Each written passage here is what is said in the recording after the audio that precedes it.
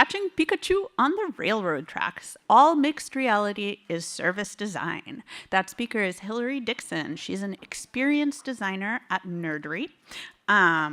She is not only a designer, but a researcher and applied anthropologist, investigating the cultural impact of emerging technologies. She graduated from Beloit College in Wisconsin with a degree in anthropology and cognitive science. Recently, her work has centered around service design, adapting prototyping techniques for immersive experiences and conveying emotional nuance in VR and AR.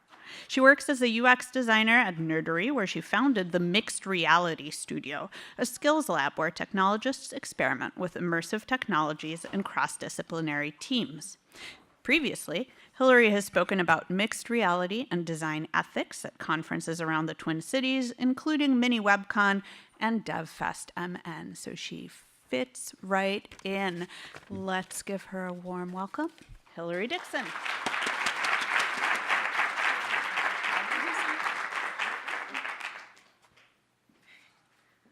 Give me a moment while I get set up. Great. Okay. Well, hi, everyone. Thank you so much for coming. As she was saying, I'm Hilary Dixon. I'm an experienced designer here in Minneapolis, where I've been living and working for about 5 years. And recently, I've been very interested in some of the developments in emerging technologies that have to do with the sensation of immersion. So during today's talk, what I'd like to do is to explore some of those technologies, as well as some of the social and ethical implications of what we design, what we use, and how it gets misused, or how behaviors and consequences develop that we don't plan for, and how we can try to get around that. Just by a show of hands, so I know the room, how many people are students currently? Okay. How many people are current tech professionals? Awesome. Okay. And who else haven't I named?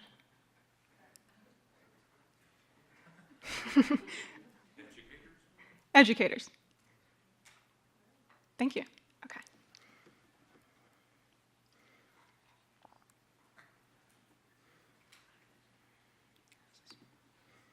Awesome. Okay.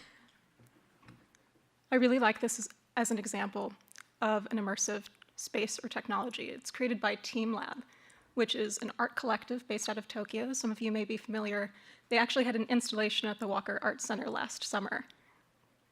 You recognize it, yeah, with the whale that went overhead, and you colored in a sheet of paper, scanned your sheet of paper, and then your animal came to life in that ecosystem.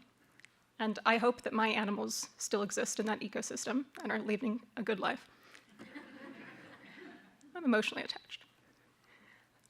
What you can see here is a space where no one is wearing a headset. They're exploring a projection onto a physical room. And one thing that you would get in this instance that you wouldn't with a VR headset is that social connection with other people. You can gut check your own reaction to how other people are reacting, which is a powerful place to be as a designer. So, moving on to where most of us probably started becoming familiar with augmented reality, July 4th, 2016. I woke up and my house had turned into something called a Pokestop. So I live in a historic mansion downtown, and it is a Pokestop now, which means that all of these people come to our house and walk by who don't live there. And their behavior wasn't obvious to me when they were coming by. I had no idea who they were, what they were, but then someone said, hey, Pokemon Go is out, and immediately downloaded it. And then I could catch Pokemon in my room without ever having to move. When I went outside, I saw scenes like this. Groups of people enjoying themselves, out with friends, probably having battery packs into their backpacks. Some of you may have purchased battery packs to do this. It wasn't the image that we often see of someone head down in a phone away from the real world. These were people moving around in physical space, in sunlight, in parks, in public, engaging with things that non-users couldn't see, but also recognizing each other across that space. Some emergent behaviors developed. I really like these examples because it shows that users are very creative. The people we're designing for are very creative and are going to do things with what we create that we just didn't plan for. In this example, which, you know what, I'm actually going to skip, but you can kind of imagine what it is. So this is an example of a Pokemon that spawned in Central Park. And when a Pokemon spawns, just background, you have about 10 minutes to catch it. And so it was a Snorlax, which was very rare at the time. And so when you watch this video, you see scores and then hundreds of people pouring into one physical space and overwhelming it, which is not really what the people who designed Central Park designed it for. But they did design it for public use, and this is an emergent public use. So one of my core tenets, and I think something that that example supports, is that mixed reality is very physical.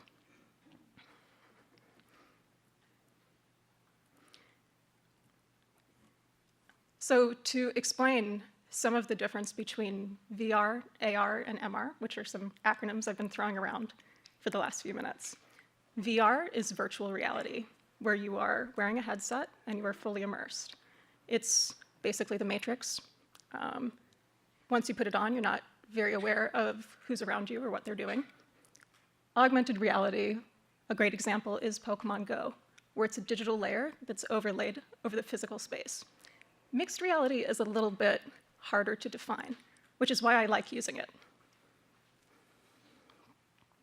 It refers to a digital overlay, but one that is interactive.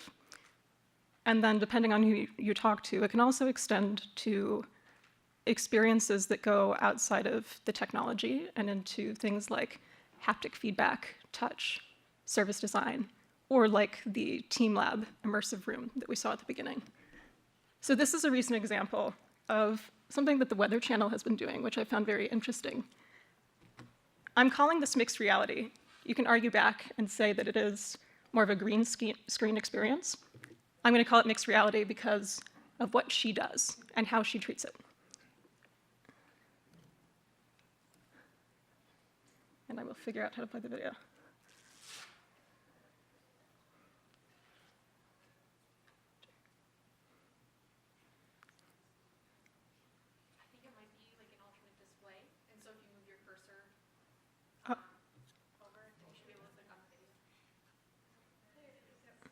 Oh, great, okay. Thanks, everyone, thank you. Okay, hopefully an ad doesn't play, but if it does, we'll just sit here with each other. Let's go ahead and take a look at what could be a reasonable worst-case scenario for areas along North Carolina. All the way here from Surf City to North Topsail Beach, we could be talking about up to 6 feet of storm surge. And again, impacts have already begun today with the storm approaching. Even inland, it's not just going to be a coastal event here. Areas along rivers, like the Tar River here in the Greenville and Simpson area, we could be talking about 6 to potentially 9 feet of storm surge, given how that high tide comes in with that storm. But this is just what it looks like on the map. We can show you what this could look like if you were to find yourself in this scenario. Once that water comes up to 3 feet, you can see it would be coming up my shins up towards my waist. This could be enough to knock you off your feet. It could even float some cars that could be parked on the side of the roadway. This is extremely dangerous, but once we get up into that 6-foot range, look at how high this water goes. Winds pick everything up. Cars would be floating at this point. This water's over my head. I wouldn't be able to stand here, even withstand the force of the water coming in. There might even be dangers like chemicals and exposed power lines lurking in the waters. But once we get to that 9-foot range, this is an absolute life-threatening scenario. This water is through the first floor of your home into the second. You can see there's fish floating around in here. This is an extremely dangerous and life-threatening situation. So if you find yourself here, please get out. If you're told to go, you need to go. Listen to those local officials and make sure you heed the advice if told to do so. So I think this is a really interesting use of mixed reality for evoking emotion. Anyone want to shout out one thing they saw that evoked emotion? It included background noises.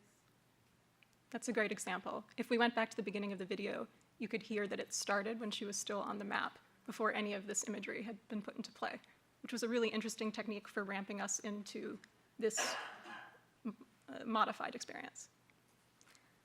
Another thing that I saw was the behavior of the newscaster, where she reaches down with her hands and sort of evokes the water to rise up with her. And obviously, we're seeing this imagery because we are behind the camera. It's likely that the people in the studio can't see it, and this gesture does not make sense without the accompanying image. One last thing to evoke a sense of danger is to show someone's body in danger or in proximity to danger. And did you see that here? Especially towards the end, where they showed the one condition that you just absolutely can't survive.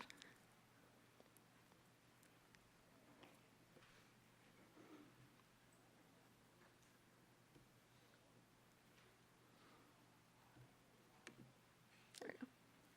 Okay, so I wanted to start there, where as a designer, or as someone who is thinking about using a mixed reality product in your space, in your school, or even in your home, when someone is using it, do the people around them understand what they're doing?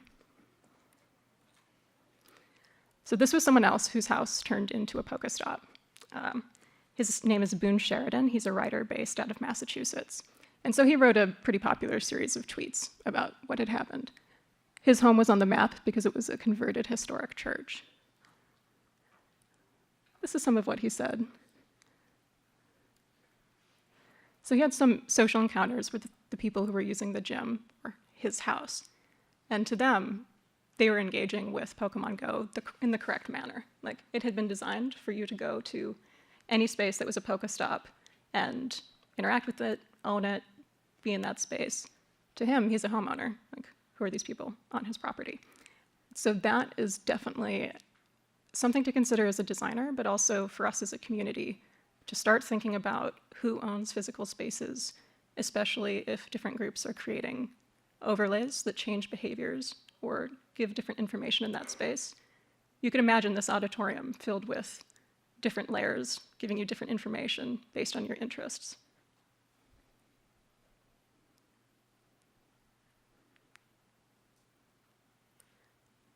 So, what could go wrong with mixed reality in our homes and everyday spaces?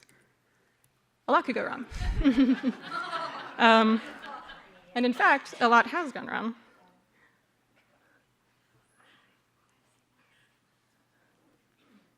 And there are no jump scares, just for anyone who cares about that.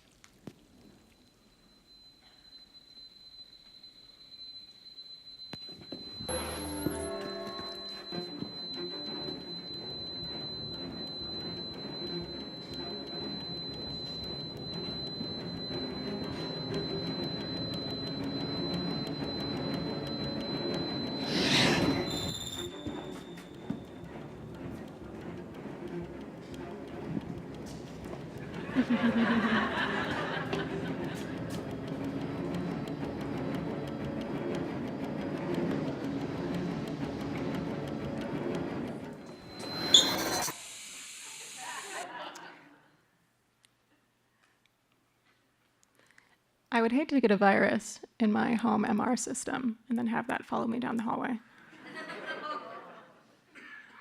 Or I would hate for that to happen to my kid and I couldn't see it. Or to my elderly grandmother. Or to be chased by an ad that did that.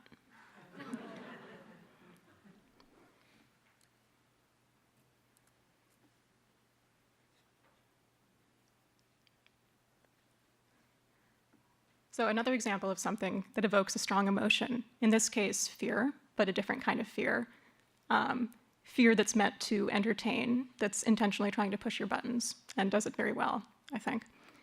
The previous example was evoking a sense of threat to persuade. And when we start talking about MR in public spaces, the MR that persuades is the one that I'd like us to talk more about for the rest of the session and to think about, again, as a community. Okay. So persuasive design. You have probably been talking about this at previous sessions today, or you will after mine. One example of a pretty canonical text for user experience designers for considering how to design something that is persuasive, that engages your users, and that encourages habitual use is Hooked. He describes a process that, as I switch to the slide, I think you might start to recognize. So just briefly, the initial trigger is kind of hidden there in the top left quadrant, and that's the internal trigger, which is, what do you really want? What's the emotional instinct that you might not even be aware of? Why did you pick up your phone the last time you picked up your phone? And when you ended up on Instagram, why were you on Instagram? So now that you're at Instagram, what action do you take? Do you get that reward every time? And what actions do you take that give you a sense of ownership that make you want to continue returning to that space? So I don't bring this up as an example of something that you should do, just as an example of something that we all experience every day, because this has been influential in the products that we've been using, in the apps that we've been using. So I will return to Pokemon Go because there was a small revival this summer. At least I like to think there was. And I actually got invited to a work Pokemon Go group where we went on a walk to play Pokemon Go and fight at the gym every day. And there were some interesting behaviors that came out. One that you can see in place here is that whenever we were at a stop or a gym, we all faced in a circle. I don't know why we did that. No one choreographed that behavior for us, but something about the combination of what you saw on the map and how we all wanted to stand around each other to meet the unspoken social norms and expectations of a group of friendly coworkers made us do that.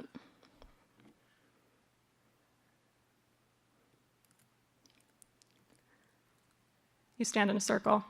You make awkward eye contact with other people who are going to the civic center that is also your Pokestop, where you are fighting a giant Pokemon.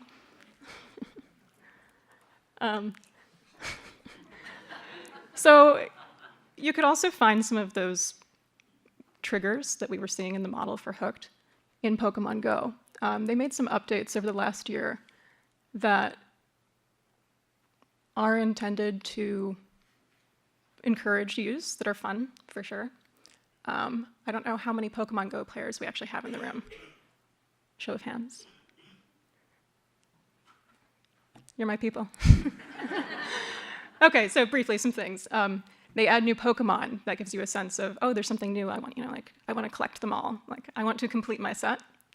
There are new quests. Don't worry about it.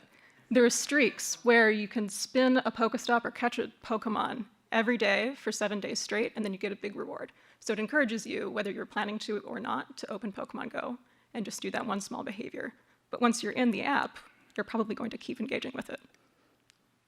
You can hatch eggs by walking, which you could argue is a really positive form of behavior change. 7 kilometers, you hatch an egg. You walk to the grocery store when you might not have. You also have a buddy Pokemon, which is something we'll come back to a little bit later, but you become emotionally invested in walking this Pokemon because the longer you walk it, the more you can help it grow and evolve. There are raids, don't worry about it. You can trade with friends, and then as someone with an anthropology background, gifts are really interesting. Any anthropologists in the room? Hi. So the gift. Gifts, you would learn in Anthropology 101, have a deeper meaning than just a pleasant exchange between 2 friends or family members. They also create a sense of obligation and a sense of, I did something for you, so you're going to do something for me in the future. And that's not necessarily a negative thing. That's a very strong connection that ties people together, that creates a sort of thickness for a community. All right, so we saw this really grim idea of Pikachu riding you, you have no free will, your phone is controlling you. I don't have a problem. I can stop whenever I want. What else could there be? So we have this culture as designers, as technologists, and probably just as users. Isn't it interesting that we call ourselves users? Or we call the people we design for users?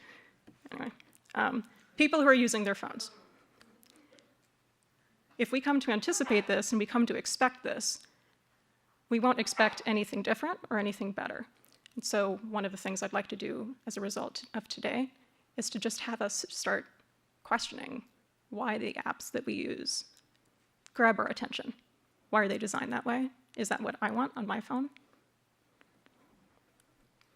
So an example of someone who's doing work that I think is a really positive change in a new direction, and someone who's getting traction in the tech community, is Amber Case. She wrote Calm Technology in 2015, which is a continuation of some trends in human-computer interaction from the last 30 years or so. But she offers concrete methods for designing technology that preserves your attention span, where when you're designing, you're not prioritizing how many minutes your user is spending looking at the screen on your app, but you're prioritizing what their goal is. Have they accomplished their goal, and have you used the minimum amount of their attention to help them accomplish that goal? So some of the rules of calm technology, really convenient list. There are 4 I'd like to focus on today, which I can't read on my screen, so forgive me. Technology should require the smallest possible amount of attention. Technology should inform and create calm, not 1,000 notifications on your phone every day. Technology should make use of the periphery, and technology should respect social norms. So it's going to be easier to see these in practice in a later example. So this is an interesting turning point for us as designers and as a larger community of what to expect in the technology that is now suffused in our lives. Some of it is positive and it helps us, some of it can be problematic, but none of it is normal. It's all something that's been designed, and it's all something that can be changed. So when you create something good, you also create unintended side effects, even with Pokemon Go. One of the side effects of Pokemon Go was increased car accidents because people were playing Pokemon Go while driving. Which, as a designer, you don't want to design something that puts your users or other people in danger. They did add a feature later on that said you're going too fast, but you can just tap the button that says, I'm a passenger. So, context matters for where you're using AR, MR, and VR, whether that's in your car, whether it's in your home, or whether it's in a classroom. So this image is kind of meant to be comical, I think, when people pull it up. The idea of the only person in the room who isn't wearing a VR mask. There's a definite power dynamic here. And you often don't see people using VR in a group. But you do see people responding to one mixed reality object. So this is a promotional image from a video that Magically released a few years ago before they had a product, where to evoke the excitement of what MR could be, they showed a group of kids in a situation we've all been in, school auditorium, and then a whale, life-size whale, breaches out of the floor and lands back in the floor, and water scatters, and all the kids ooh and ah.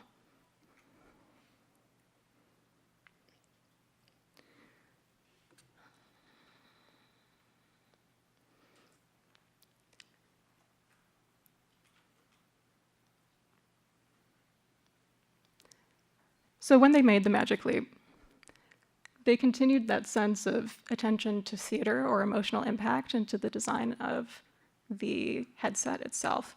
And it did actually improve on some previous mixed reality headsets like the HoloLens. If you've worn it, it's quite heavy. It has the battery pack on your head. Whereas here you can see it's more like a Walkman on your belt. And there's also a social script for a Walkman for those of us of a certain age. where you kind of understand what's happening here. What you don't know is whether the person wearing the headset can see you or not, which puts them in an interesting position of power. Oh, you can also see his coworker in the background thinking that this is totally normal, so maybe that'll be the case. I wanted to dig into the idea of whether mixed reality experienced as a group can have an emotional impact, even something that we might think of as kitschy. Come on. Roy Orbison, there you go. It looks as if legendary singer Roy Orbison is back on stage, but how can that be? He died of a heart attack 30 years ago.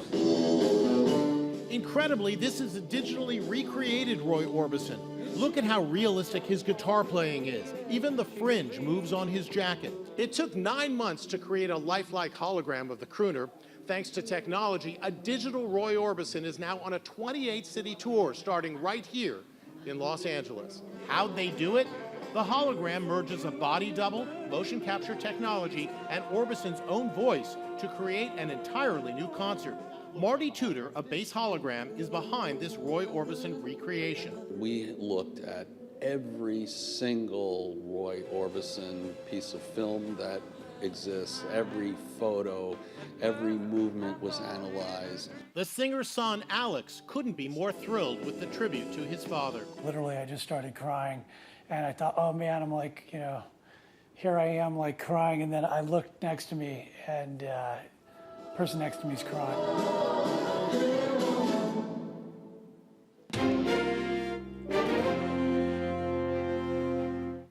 Those tickets were almost $100.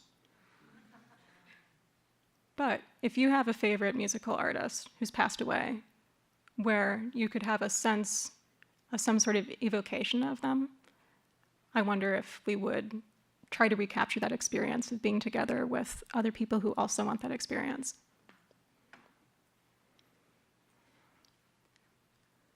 I mean, why do we go to concerts in the first place? It's exciting. And you get to have a collective appreciation for the person on stage. So, mixed reality has a real-world impact. It has an emotional response. It has a physical response. And it has a social response. Okay, let's talk about some possible real-world examples. Magic Leap filed some patents recently.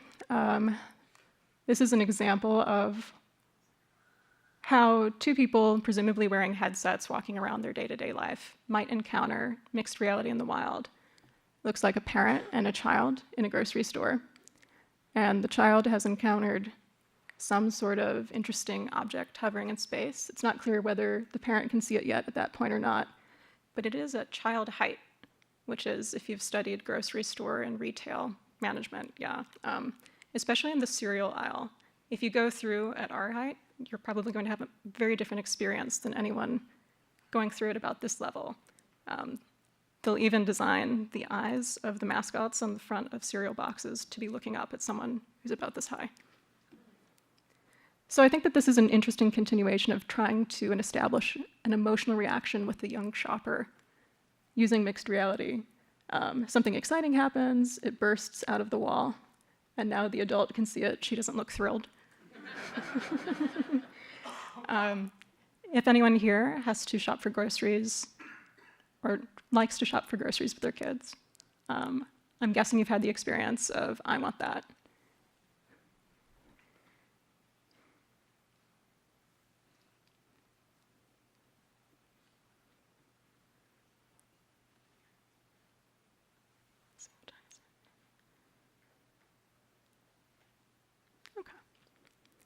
We'll do it with the last one. Okay, so a second example of how mixed reality could be used in the wild is gamification, which is a word that's been kicked around quite a few times in the last few years. And it's actually very similar to using some of the concepts in Hooked to add interest or meaning to day-to-day work. Here it would be for someone who's maintaining the grounds of an outdoor lawn, and if they keep driving in the right direction, they're going to hit a gopher.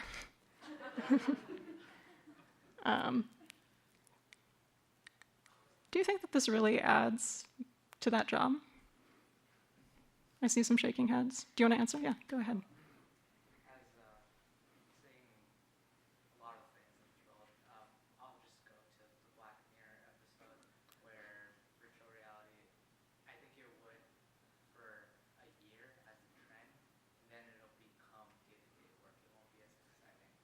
Mm-hmm. It's scary. It's a scary thought because it's like, I'll let you think about it. I think we're in an interesting place culturally right now where the technology comes out and we react to it, like Pokemon Go, where we had maybe 2 weeks of just utopia. People walking around with friends and kids, and then their systems got overloaded, it became frustrating to play, and it dropped off. As mixed reality headsets come out that are more comfortable to wear in day-to-day life, let's say they manage to work with someone who's already making glasses, like Warby Parker or something. If you were inclined to actually use this in your day-to-day life, I think that you would start to have that jerking stop or start-stop of consumer acceptance of, do I want to be in a room with someone doing this? Is it creepy, like Google Glass, where they pitched it as a really cool emergent future technology, and it just did not pass the everyone else test. All right, for this example, I'd like you to take a look at it and then just spend a couple of minutes talking about it with your neighbor. What do you see? What do you see about power dynamics?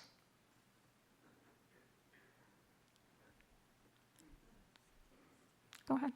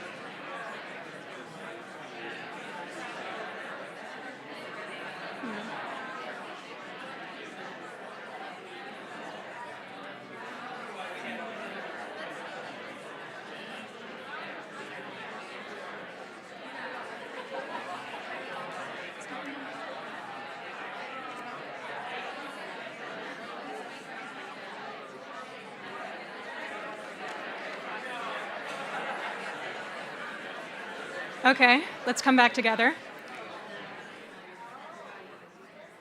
All right, 1 or 2 pairs. Do you want to share something that you talked about? First hands up. Go ahead. First thing that jumped out was the doctor and the man are the ones that are discussing the woman's body, apparently without her being part of the conversation. Mm-hmm. Anything else? Well, I mean, her view, there's a lot of weird implications there about why a beach is chosen for her. Did she choose the beach? But yeah, there's this separation of reality, specifically within that medical context. Mm-hmm. I really want to know more about the story around this particular pattern. I agree, especially when it comes to what you were mentioning about paternalism and assumptions about who has power in the room. Did she get to choose the beach, or was that just the one thing available to you? Did she have the option to see her medical chart at all? Like, would you want to give people that option or not, depending on who they were? As a designer, this example is very evocative because there's a lot of work that you would need to do to meet the needs of the doctors and the medical staff who need to do their job, but also to preserve the dignity and agency of the person in the bed. And that extends to a lot of VR, AR, or MR products. Anyone else have something they want to share? Go ahead. Even, like if it wasn't this extreme of a difference of experience, even if they were all looking at the same heart,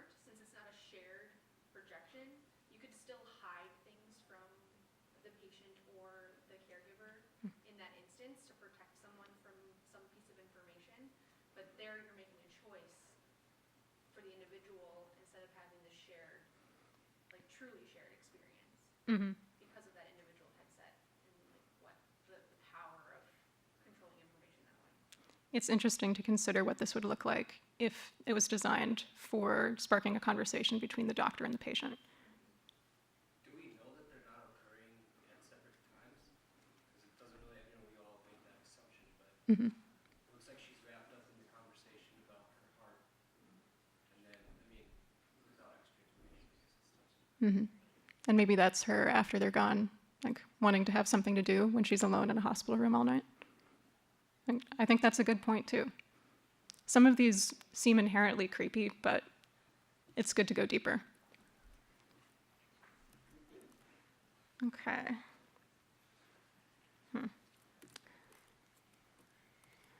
So I'm going to show you some examples from a video that I really recommend you watch. It's very short, just 6 minutes, called Hyperreality, which shows a near future AR experience for someone who's working, basically for the equivalent of Instacart. And she encounters in the grocery store just incessant pop-ups and ads. Does anyone see something in this that brings to mind what we saw in Hooked? So something I'm noticing is the dog, and it can be a little hard to tell from the picture instead of the video, but the dog is suggesting that if she gets the coconut, he'll get 20 points, and who knows what those points will do. But when you have a friend who's being provided by someone who wants you to buy something, I would say re-examine your relationship to that virtual being, which is going to become harder and harder to tell the difference for. And then, of course, the incessant, making you feel insecure so that you'll buy something for diet. All right, and this was an example of just every terrible game you've played on the tablet in the airport, and how it gets you to keep playing. Another example of a gendered product where you actually don't need to design the packaging to target a certain person if you can have an overlay, which is interesting from a design perspective, but also a little troubling, where if you walked through a grocery store and you had a different credit score, maybe you would have an entirely different experience of the same physical space. Or if they knew you were a parent, or if they knew that you were pregnant, or if they knew that you were very ill. There was also an example of some design that was helpful, which was she was distracted, and then it interrupted her view and said, hey, it's your stop, you have to get off here, which is an example of an interruption to meet the needs of the user.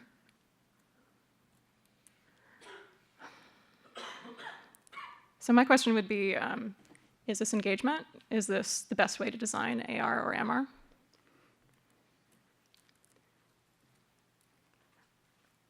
I would say no, and we have an obligation to both create this world and also consent actively or not give our consent actively to having these kinds of products slid over the environment. And we do have time to do that. So some things you can do if you're designing mixed reality: prototype early and test often, because something will always go wrong. Test it in the space where you'll actually be using it with the users who will actually be using it. A tech worker is not a replacement for your end user. Set expectations with both your team and your client early that there will be ongoing refinement, and consult with experts outside of tech, especially for mixed reality. It'd be really useful to talk to social scientists, to architects, to medical doctors, especially in the example of what we saw with the heart. I'm sure there would be doctors who would have an opinion about whether that was what was best for the patient in that moment.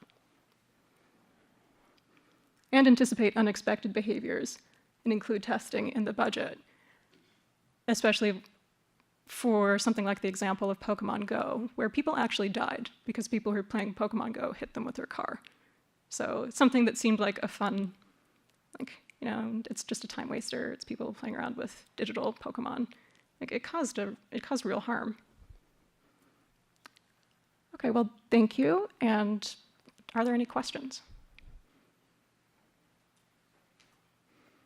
If you have any interest in next steps that you could take to learn more about who's designing this or who's critiquing this, please come up to me after the presentation. Yes? I have a question, maybe if you could just speak to, so a two-part question. Where do you view the role of anthropology in design today? And are there any resources that you would point people to incorporate that anthropological thinking into their work? Great question.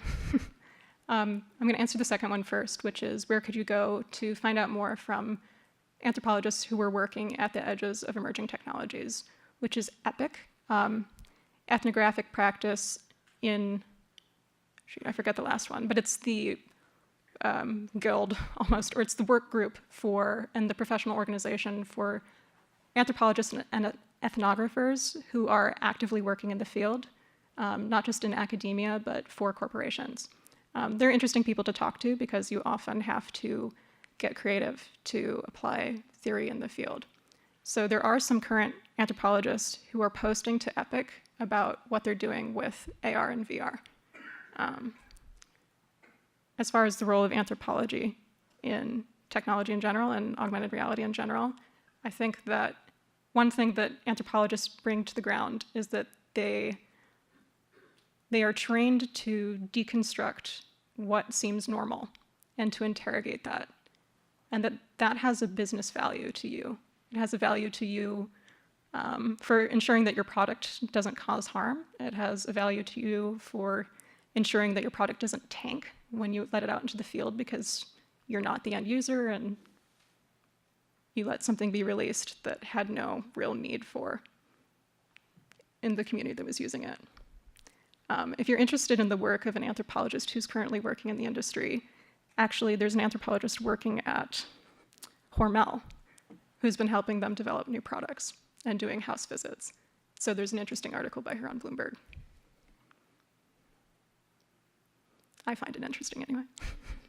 Hire anthropologists, but then also give them institutional power, which is something that anthropologists have to work on too. You can't just hire an anthropologist and expect them to fix things. That anthropologists also has to understand that they need to work within the system, not accept the system, but figure it out.